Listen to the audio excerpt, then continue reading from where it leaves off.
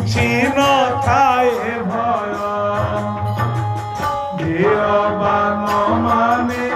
ତାହାକୁ ଜଗଦଣ୍ଡ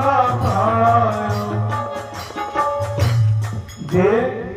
ଆମେ ଲେଖିନେ କୋଇଲି ଶିକ୍ଷାରେ ଜଗତଗୁରୁ ଉପରେ ଠାକୁର ଅଭିରାମ ପରମହଂସ ଦେବ ଯୋଉ ଯୋଉ ବାଣୀକୁ ଲେଖିଛନ୍ତି ସେ ବାଣୀର ମହତ୍ଵକୁ ବୁଝ ବୁଝିକି ଶୁଣ ଶୁଣିକି ମନେ ରଖ ଖାଲି ଗାଇଦେଲେ ଗୀତ କଣ ହବ ସେ ଗୀତ ଯଦି ବୁଝିବାର ନାହିଁ ତାପରେ ଠାକୁର କଣ କହିଲେ ଯେ ଅବା ମାନଇ ବାପା ମୋର ବାପା ମୋ ସଂସାର କ୍ଷେତ୍ର ବୈରାଗୀ କ୍ଷେତ୍ର ଯେ ମାନଇ ତାହାର ଜୀବନରେ କିଛି ଭୟ ନାହିଁ ବାପାଙ୍କୁ ପ୍ରଣାମ କରିବ ମାଙ୍କୁ ପ୍ରଣାମ କରିବ ହେ ଭବାନୀ ବାପାଙ୍କୁ ପ୍ରଣାମ କରିବ ମାଙ୍କୁ ପ୍ରଣାମ କରିବ ଗୁରୁ ଗୁରୁଜନଙ୍କୁ ପ୍ରଣାମ କରିବ ଯିଏ ତମଠୁ ବଡ଼ କଥା ଧୀରେ ସ୍ଥିରେ ତାଙ୍କ ଆଗରେ ମୋର ଗୁରୁଜନ ଠାକୁର ଲେଖିଛନ୍ତି ଯେ ଅବା ମାନଇ ତାହାର ଜୀବନରେ ସେ ଆଶୀର୍ବାଦ ହେଇ ରହିବ ତାହାର ତା ଜୀବନରେ ଭୟ କିଛି ନଥିବ ଆନନ୍ଦ କବାର କିନ୍ତୁ ତା ପଦରେ ଲେଖିଲେ ଠାକୁର ଯେ ଅବା ନ ମାନି ଅର୍ଥାତ୍ ବାପା କହିଲେ କି ମା କହିଲେ କି ଗୁରୁଜନ କହିଲେ ସେ ଦୁଷ୍ଟ ମାନେ ଅଛନ୍ତି ସେ ଜାଗାକୁ ଯିବୁନି ଏ ମୁଁ ପିଲା ହେଇଛି ତମ କଥା ମାନି ରହୁଛି ଘଣ୍ଟା ଭିତରେ ରହୁଛି ମୁଁ ଆଉ କୁଆଡ଼େ ଯାଇପାରିବି ଇଏ ତ ଖାଲି ବାପା ହେଇଛନ୍ତି ସିଏ ଭାବିବା ଦରକାର ବାପା କାହିଁକି କହିଲେ ହଁ ସେ ଦୁଷ୍ଟ ଲୋକମାନେ ଅଛନ୍ତି ତାସ ଖେଳୁଛନ୍ତି ମଦ ଗନ୍ଧେଇ ଖାଉଛନ୍ତି ଡ୍ରିଙ୍କିଂ କରୁଛନ୍ତି ଗନ୍ଧେଇ ଖାଉଛନ୍ତି ଆଉ ସେମାନଙ୍କ ପାଖରେ ରହିଲେ ମୋ ପିଲାଟା ନାଶ ହେଇଯିବ ସେଇଥିପାଇଁ ବାପା ମନା କଲେ ହଁ ମୋର ଭୁଲ ହେଇଗଲା ନହେଲେ କାନ ମୁଡ଼ି ବାଢ଼ିଦେଲେ ଭୁଲ ହେଇଗଲା ତେଣୁ ସେଠୁ ସିଏ ଆସିକି ଯଦି କ୍ଷମା ମାଗି ରହିଗଲା ତାକୁ ଆଶୀର୍ବାଦ ଲବ୍ଧ ହବ ହେଲେ ତମ ଭିତରୁ ଏ ଆଶୀର୍ବାଦ ପାଇଲା ଭଳିଆ ନିଜ ବିଷୟରେ ଯୋଗ୍ୟତା ଚିନ୍ତା କର ଆଉ ଗୋଟେ କଥା ଆପଣଙ୍କର ବାପାଙ୍କର କଣ ଦୋଷ ନାହିଁ ବାପା ଦେଖିବାକୁ ପଡିବ ଏ ପିଲା ମତେ ଯେମିତି ମୋର ବ୍ୟବହାର ଯଦି କିଛି ଧୂମପାନ ହେଇଗଲା ଅଭ୍ୟାସ ମୋ ପୁଅ ହାବୁଡେ ନ ପଡିଯାଏ ସେଥିପାଇଁ ଗୀତା କହିଲେ ଯଦ ଯଦା ଚରତି ଶ୍ରେଷ୍ଠ ଯଦ ଯଦା ଚରତି ଶ୍ରେଷ୍ଠ ଯାହା ଯାହା ଶ୍ରେଷ୍ଠ ଆଚରଣ କରନ୍ତି ବୁଝିପାରୁଛ ନା ନାଇଁ ଗୀତା ପଢ ଗୀତାରେ ଠାକୁର କଣ କହିଲେ ଯଦ ଯଦା ଚରତି ଶ୍ରେଷ୍ଠ ତତ୍ ଦେବ ଇତର ଜନ ସେଇଟାକୁ ତାର ତଳ ଲୋକମାନେ ସ୍ୱୀକାର କରିବେ ଯଦା ତରତି ଶ୍ରେଷ୍ଠ ତଦ୍ଦେବ ତରଜନ ସ ଯତ୍ ପ୍ରମାଣଂ କୁରୁତେ ସିଏ ଯାହା ପ୍ରମାଣ କରେ ଲୋକ ତଦନୁବର୍ତ୍ତତେ ସେଇ ଲୋକ ସେଇ ଅନୁସାରେ ଆଗକୁ ଯିବ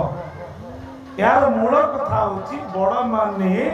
गंजेई खाउथिला बेले बापा की माँ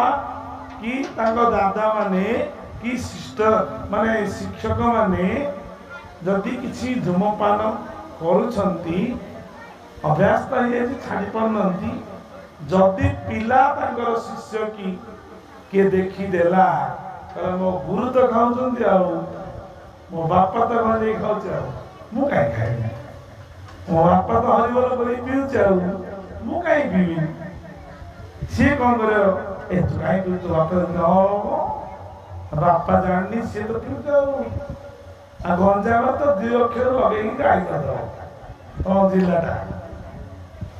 नहीं ए गाली ए गोलस जदी करियो परजनटा को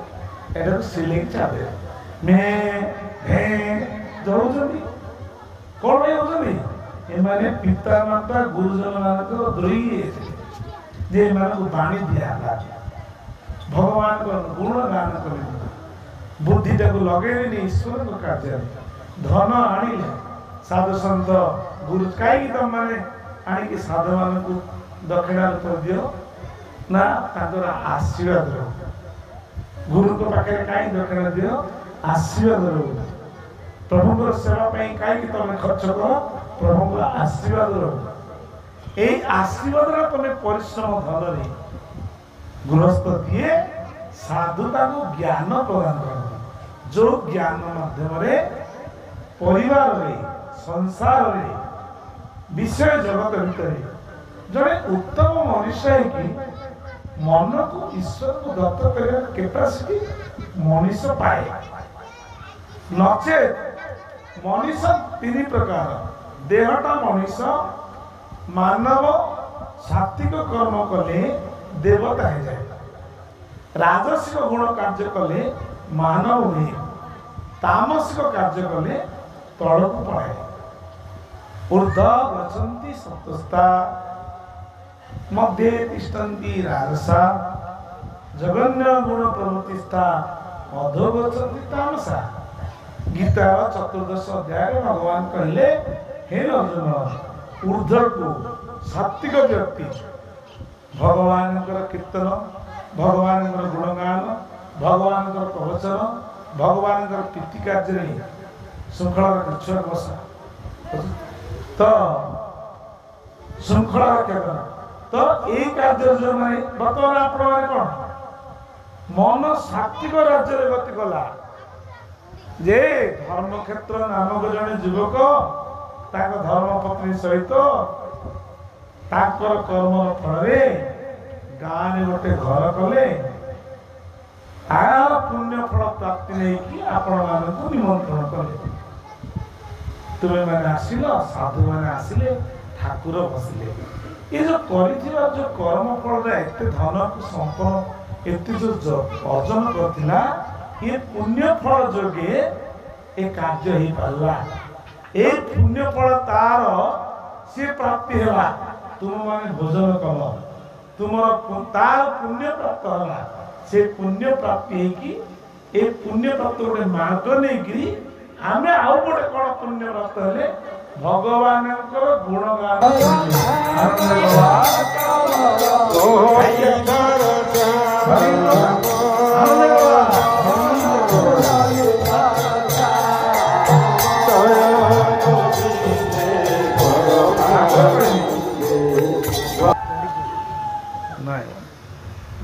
पढ़ी तो ठाकुर कहले मर्यादा रखा सात्विक मनोवृत्ति रही भगवान गुणगान शुणी